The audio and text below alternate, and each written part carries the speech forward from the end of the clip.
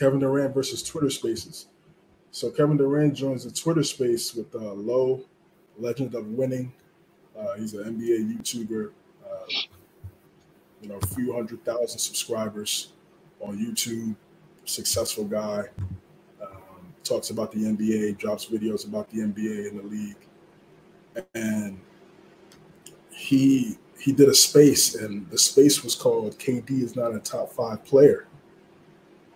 And KD joined the Twitter space and had this to say.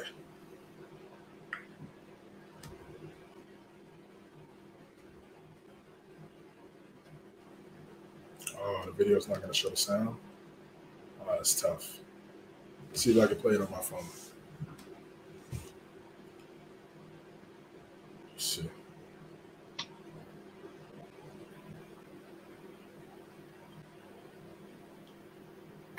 Niggas back. So yeah, I'm gonna see if I can play it on my phone here. This is with KD. There we go. Just think about how you look at the game as what playoff success, like you factor in team success when you talk about players. I just think how y'all consume the game is trash. Like, are you good or not? I agree. I mean, some things could be that simple. Are you just good or not? I mean, a lot of people have seen it for a long time, brother. And it's okay. These lists don't really mean nothing anyway. So why are you getting so upset about them? Just think how y'all even look at the game as well. All right, so that was KD's response to the Twitter space. Obviously Low. I don't follow him too much, but I remember last year when they lost to the Celtics, he was pretty he was criticizing KD because KD has his fans. He's an excellent player. I still think he's a top 5 player in the league. And the thing I like about Kevin Durant, some people criticize him for this, but I like when he's interacted with the fans because one, it's good. You have the discourse. You state you have your stance. He's gonna have his stance.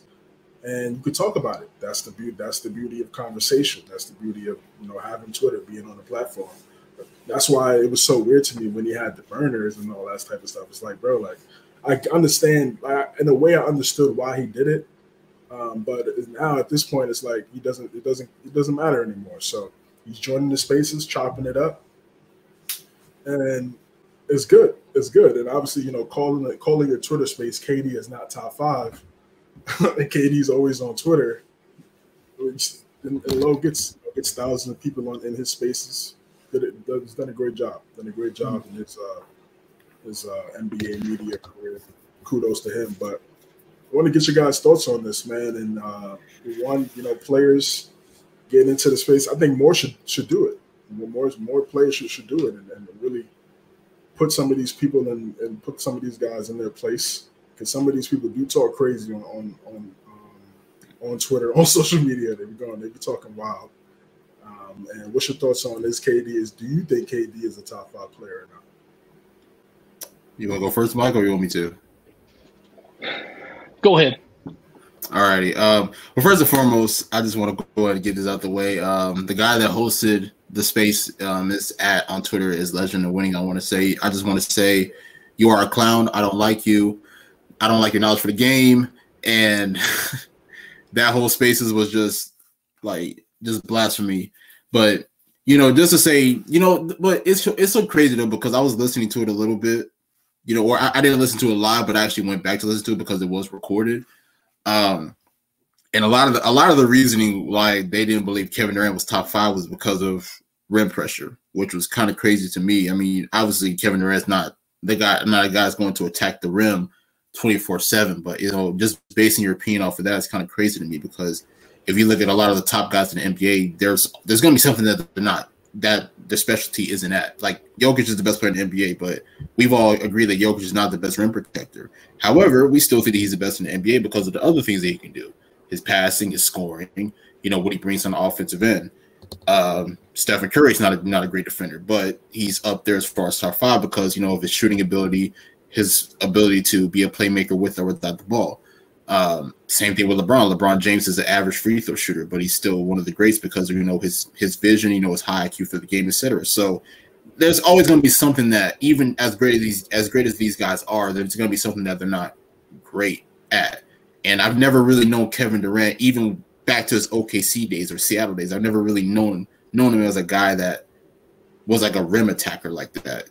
So that was kind of a terrible reasoner for me. But I mean, when you look at the numbers for KD, even before the trade, he was averaging like nearly 30. He shot around like 56, 57% from the floor, which I want to say was a career high for him. So, I think at this stage it is debatable if he is top 5, because you still got Jokic, you still got Embiid, or I might actually have KD over Embiid. I'm not sure where you guys stand on it. You still got Steph, you still got Giannis, you still got LeBron. So I think KD, he either cracks the top 5 or he's like probably just like a tier below the top 5. So that's just my opinion. And I'll be real, I love him coming into the spaces, just kind of acknowledging what was going on and just saying like, hey, I don't agree with you guys' takes on anything.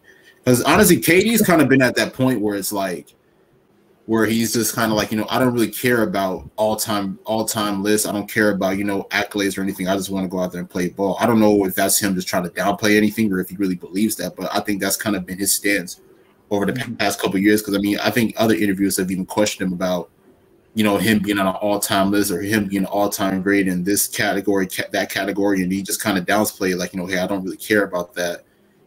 Everybody's great, which I get it. You respect the game. You respect people that came before you. You respect people that, who are playing, like currently playing alongside with you. So I love him coming into the spaces. I think that, he ended up making some good points. And, to me, I just kind of disagree as far as Kevin Durant not being a top 5 player based off of rim pressure, if you want to say. Okay, is Kevin Durant a top 5 player in the NBA right now? As bad as I don't want to say it, I go with no. Can he be? Yes, but I think some injuries and just father time has got him dialed back a little bit. He does have everything, the weapons to where he can be top 5, but we are right now in an era where there are 3 big men right now that control so much offensively from a rebounding, a scoring, and somewhat even of an assist standpoint that also play somewhat of a defense. Now, I'm just saying 3 there. You can say it however you want to. Giannis is top 3 for sure. Embiid's ability is top 3 as well, and then Jokic is number 1. Let's just be honest. LeBron James is in that conversation as well, CJ. I'm not going to not say it, okay? LeBron's in that top 5 conversation somewhere. And then you have so many other players. So to me, it's so hard to say these players fit perfectly in this spot because 1 through 10 are really interchangeable at any given day.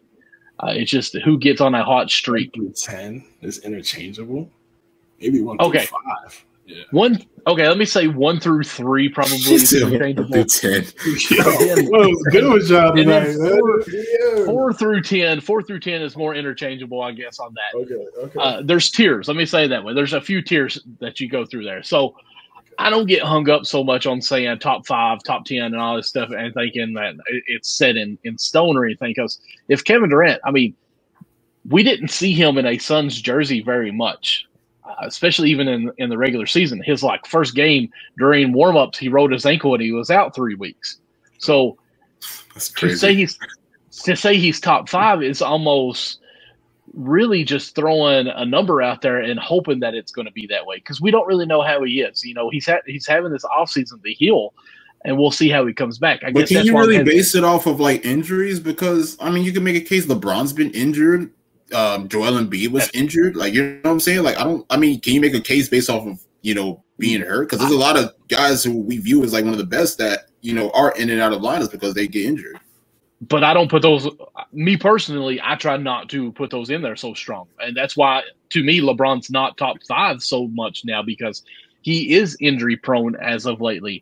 I heard a stat the other day that in the past 3 years, he's played only 6 games, average 6 games more than Anthony Davis in the past 3 years. But we don't talk about that much because he misses a lot of games.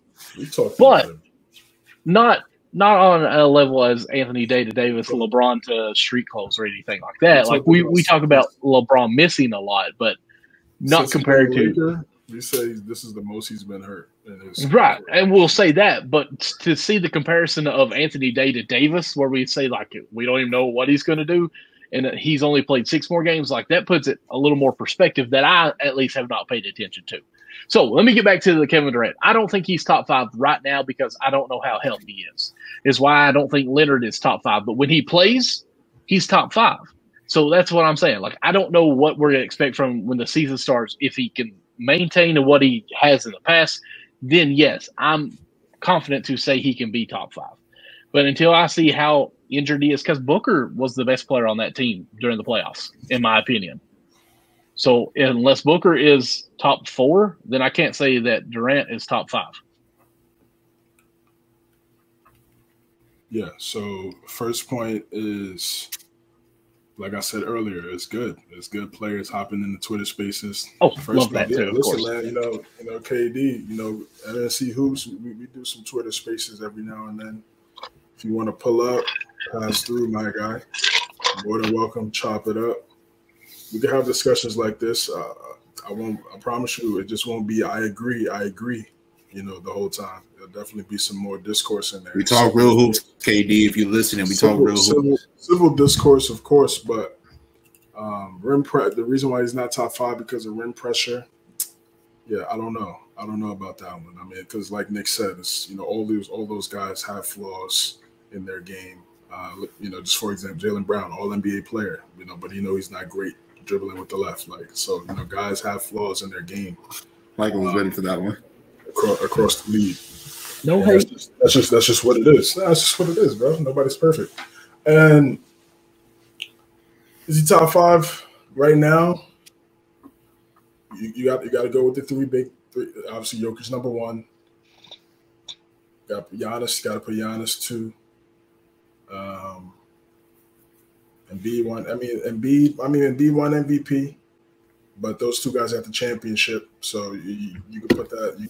That's the one caveat. It's a big caveat, really, that they got over Embiid because they already have the MVP 2, to be exact. So there you go. 1, 2, 3. Curry, and then you can throw KD in there.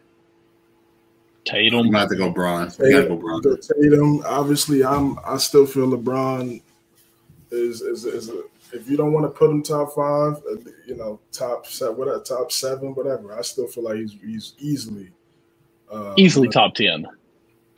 Easily top. That's just a given. If you're not saying that, then there's no point in discussing hoops with you.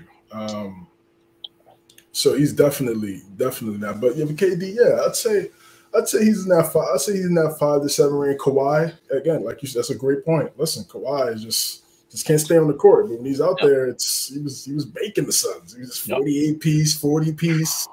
It's like it's just that's what he does. That's what he does. So, yes, is he 5? Is he 4? I don't know. I think he's definitely in that range. No doubt about it. And what he said is, the real question is, can you hoop? That's it. That's part of it. Right? That's obviously the big part. Can you hoop? All these guys can hoop. Mm-hmm. But okay, your impact in the playoffs is a big factor in how you play, especially when you're in that top 5 category. That's being factored in. Case in point, I just said the top 2 players. What do they have over Embiid? A ring. So that's key when you're talking about these type of lists and you want to do rankings and things like that. I sometimes try to stay away from it. I know we had the big talk about that at the start of the playoffs, and it was good talk. It was great talk. But it's tough because one, there's just so many players talented in the league, man, and they could be like a 20-game stretch. KD's when it comes to talent and everything, yes, the efficiency's still there. Did he struggle in that series against Denver? Yeah, but I mean, based on the run that Denver had, every team struggled against the Nuggets. So, you know, what is that? What are we really saying with that? They were the best team in basketball this year, and yeah, he's just he to me he's still a top 5 player. He's still a top 5 player, and if he's not top 5, then again, like he's definitely not anything short of 7. No doubt about it. No doubt about it, man. I mean, just the shot making. If you're telling me the only reason why he's not top 5 is because of rim protection, that's I don't get that. I don't get that reasoning for me. But if you want to talk about they got swept last year, he got swept last year against the Celtics. Struggled against Denver. You know, wasn't as efficient. Some not going to the basket like he used to go to the basket. We know the injuries play a factor in that. Being more of a jump shooter. Those 2 guys ahead of him have usurped him. They're younger. They're fresher. They don't have the injury concerns. They're entering their prime. KD is kind of on the way out of his prime. Cool. If that's what you're mentioning and that's what you're saying, got it. I got you. But just because he's not a rim protector that was a little weird. But hey, that's why I like Spaces, man. It's because you never know who joins, and you have different type of opinions. People have their opinions, and they get to say what they need to say. And that's why I'm always a fan of that discourse.